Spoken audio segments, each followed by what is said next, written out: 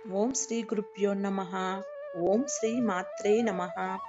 ನಮಸ್ಕಾರ ಸ್ನೇಹಿತರೆ, all-round clock Kannada ಚಾನಲ್ಗೆ ಸ್ವಾಗತ ಸುಸ್ವಾಗತ. ತುಳಸಿ ಪೂಜೆ.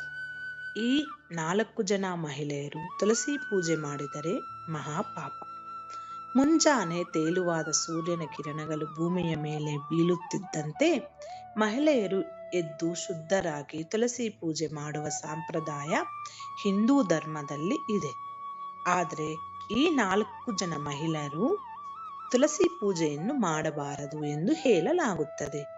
ಯಾರು ಆ ಮಹಿಳೆಯರು ಅಂತ ನೋಡೋಣ ಬನ್ನಿ. ಹೊಸದಾಗಿ ನಮ್ಮ ಚಾನಲ್ ವಿಡಿಯೋಸ್ ನೋಡ್ತಾ ಇದ್ರೆ ಸಬ್ಸ್ಕ್ರೈಬ್ ಮಾಡ್ಕೊಳ್ಳಿ. ವಿಡಿಯೋ ಎಲ್ಲ ಇಷ್ಟ ಆದರೆ ಶೇರ್ ಮಾಡಿ. ಹಂಗೆ ಏನಾದರೂ ತಪ್ಪು ಮಾತಾಡಿದರೆ ಕ್ಷಮಿಸಿ. ಹಿಂದೂ ಧಾರ್ಮಿಕ ಗ್ರಂಥಗಳ ಪ್ರಕಾರ ಯಾವ ಮನೆಯಲ್ಲಿ ತುಳಸಿ ಗಿಡ ಸರಿಯಾದ ದಿಕ್ಕಿನಲ್ಲಿರುತ್ತದೋ ಆ ಮನೆಯಲ್ಲಿ ಸಂತೋಷ ಮತ್ತು ಸಮೃದ್ಧಿ ಯಾವಾಗಲೂ ನೆಲೆಸುತ್ತದೆ ಹಾಗೂ ರೋಗಗಳು ನಾಶವಾಗುತ್ತದೆ. ತುಳಸಿ ಗಿಡವನ್ನು ಲಕ್ಷ್ಮೀ ದೇವಿಯ ರೂಪವೆಂದು ಪರಿಗಣಿಸಲಾಗುತ್ತದೆ. ಹಿಂದೂ ಧರ್ಮದಲ್ಲಿ ತುಳಸಿ ಇಲ್ಲದೆ ಯಾವುದೇ ಧಾರ್ಮಿಕ ಆಚರಣೆಗಳು ಪೂರ್ಣಗೊಳ್ಳುವುದಿಲ್ಲ.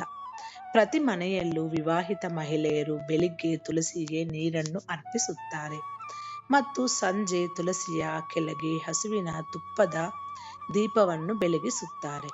ಇಂತಹ ಮಹಿಳೆಯರ ಮನೆಯಲ್ಲಿ ಲಕ್ಷ್ಮೀ ದೇವಿಯ ಆಶೀರ್ವಾದ ಸದಾ ಇರುತ್ತದೆ ಹಾಗೂ ದೀರ್ಘ ಸುಮಂಗಲಿ ವರವನ್ನು ಕರುಣಿಸುತ್ತಾರೆ. ಆದರೆ ಈ ಮಹಿಳೆಯರು ತುಳಸಿ ಗಿಡವನ್ನು ಪೂಜಿಸಬಾರದು ಎಂದು ಹೇಳಲಾಗುತ್ತದೆ. ತುಳಸಿ ಗಿಡವನ್ನು ಯಾರು ಪೂಜಿಸಬಾರದು? 1. ಇಂತಹ ಸ್ವಭಾವದ ಮಹಿಳೆ. ಅತ್ಯಂತ ಕೀಳು ಸ್ವಭಾವದ ಮತ್ತು ಮನಸ್ಸಿನಲ್ಲಿ ಕೊಳಕು ಆಲೋಚನೆಗಳನ್ನು ಹೊಂದಿರುವ ಮಹಿಳೆಯರು ತುಳಸಿಯನ್ನು ಪೂಜಿಸುವುದನ್ನು ಹೊರತುಪಡಿಸಿ ತುಳಸಿಯನ್ನು ಮುಟ್ಟಲು ಕೂಡ ಹೋಗಬಾರದು. ಅಂತಹ ಮಹಿಳೆಯರು ಮಾಡುವ ಪೂಜೆಯನ್ನು ಲಕ್ಷ್ಮೀ ದೇವಿ ಎಂದಿಗೂ ಸ್ವೀಕರಿಸುವುದಿಲ್ಲ. ಇವರು ತುಳಸಿಯನ್ನು ಪೂಜಿಸಿದರೂ ಅದು ವ್ಯರ್ಥವೆನಿಸಿಕೊಳ್ಳುತ್ತದೆ. 2. ಪ್ರದರ್ಶನೆ ಹಾಕದ ಮಹಿಳೆ.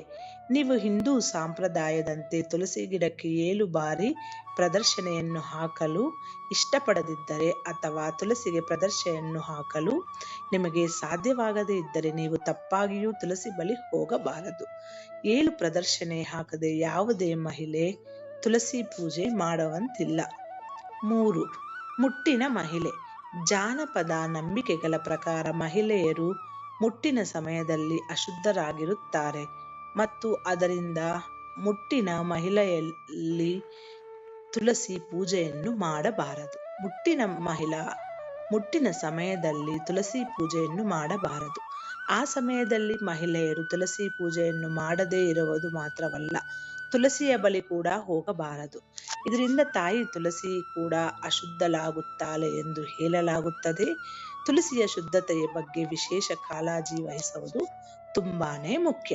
4ನೇಯದು, ತುಳಸಿಗೆ ಇವುಗಳನ್ನು ಅರ್ಪಿಸಿದ ಮಹಿಳೆ. ನಿಯಮಾನುಸಾರವಾಗಿ ತುಳಸಿಯನ್ನು ಪ್ರತಿನಿತ್ಯ ಪೂಜಿಸುವ ಮಹಿಳೆಯ ಅದೃಷ್ಟವು ಯಾವಾಗಲೂ ಅಖಂಡವಾಗಿ ಉಳಿಯುತ್ತದೆ.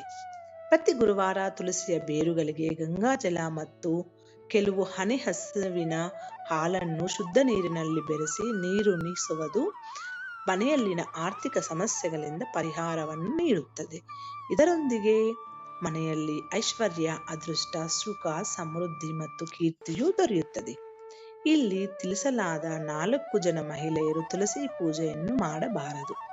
ಈ ಮಹಿಳೆಯರು ತುಳಸಿ ಪೂಜೆಯನ್ನು ಮಾಡುವುದರಿಂದ ತುಳಸಿಗೆ ಅಗೌರವ ತೋರಿಸಿದಂತೆ ಆಗುತ್ತದೆ ಹಾಗೂ ತುಳಸಿಯ ಶುದ್ಧತೆಗೆ ಅಪಮಾನ ಮಾಡಿದಂತೆ ಆಗುತ್ತದೆ. ಇದು ಸ್ನೇಹಿತರೆ ವಿಡಿಯೋ. ಈ ವಿಡಿಯೋ ನಂಬಿಕೆ ವಿಶ್ವಾಸದ ಮೇಲೆ ಮಾಡಿರೋ ವಿಡಿಯೋಗಳು. ಈ ವಿಡಿಯೋಗಳಲ್ಲಿರುವ ಅಂಶಗಳೆಲ್ಲ ಕೂಡ ನಿಮ್ಮ ಸ್ವಂತ ಆಲೋಚನೆ ವಿವೇಚನೆ ಬಳಸಿ ನಿರ್ಧಾರಗಳನ್ನು ತೆಗೆದುಕೊಳ್ಳಿ. ಮುಂದಿನ ವಿಡಿಯೋದಲ್ಲಿ ಸಿಗೋಣ. ಅಲ್ಲಿವರೆಗೂ ಧನ್ಯವಾದಗಳು.